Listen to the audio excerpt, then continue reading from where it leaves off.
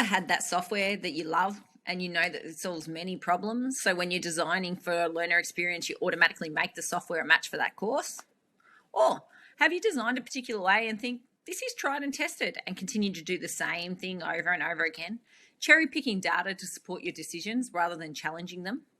This is not unfamiliar in any online world, but the ability to challenge those biases can be hard.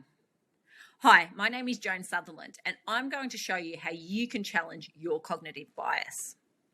So let's look at what cognitive bias is, how you can challenge those biases and make informed decisions for your learners by understanding it more. So firstly, what is cognitive bias? Cognitive bias is people's systematic but purportedly flawed patterns of responses to judgment and decisions problems.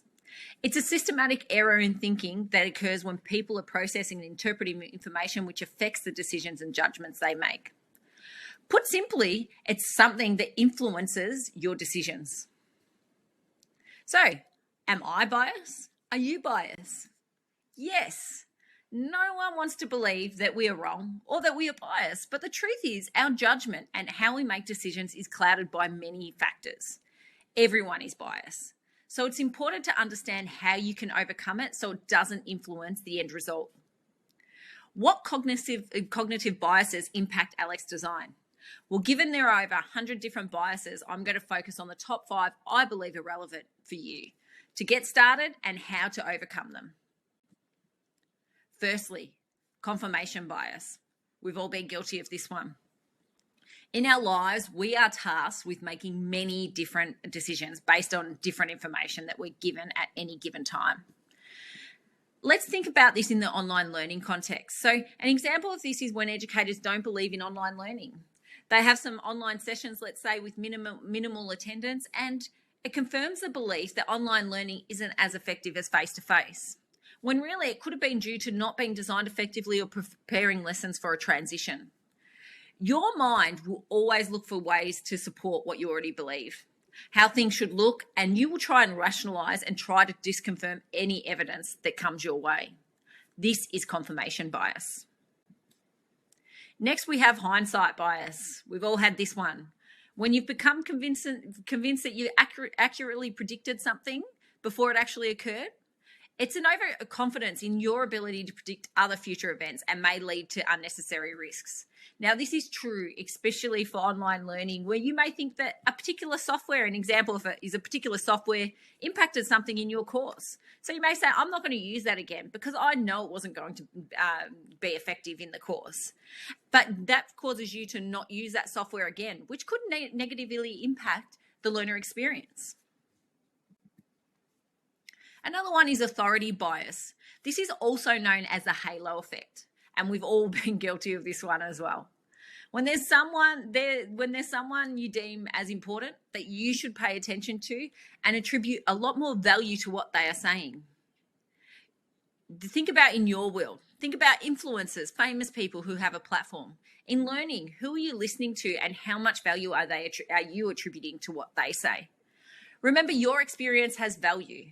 Okay, it's not always the authority that has that information, the best information. That's authority bias.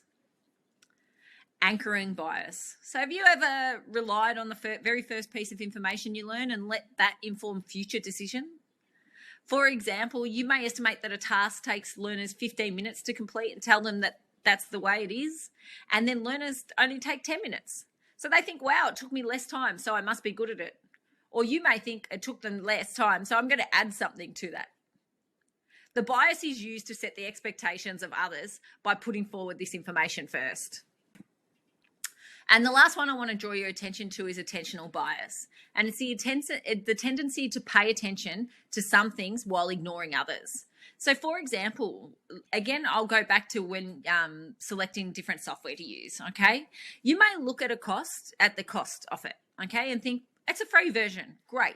I'm going to use it.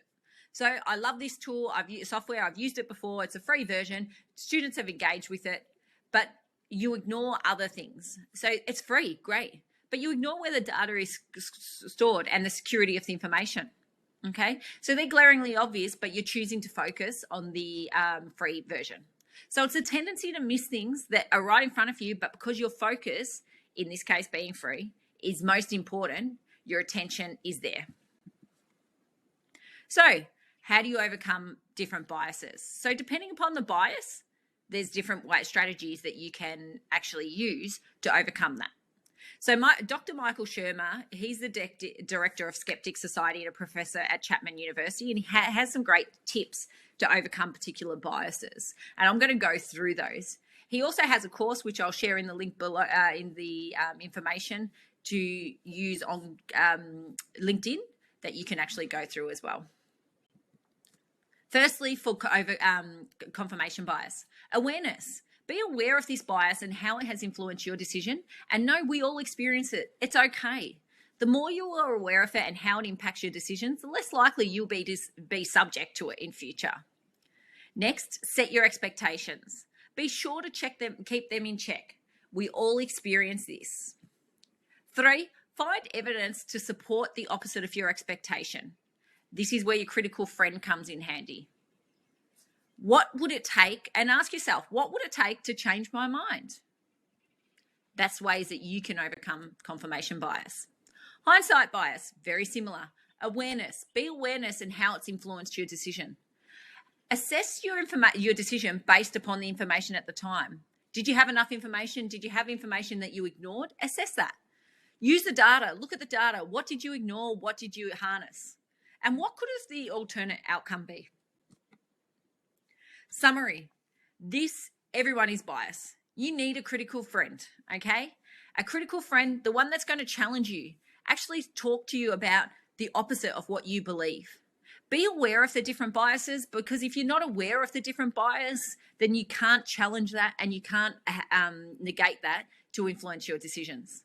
And always challenge your own assumptions. It's so easy just to get in the same way of doing things because you've been doing it for so long. I've been guilty of it myself, but it's time that you step back, have a look at your bias and challenge those biases and assumptions. I hope you enjoyed this video, and I'm going to share more around confirmation bias and the psychology of online in my future posts.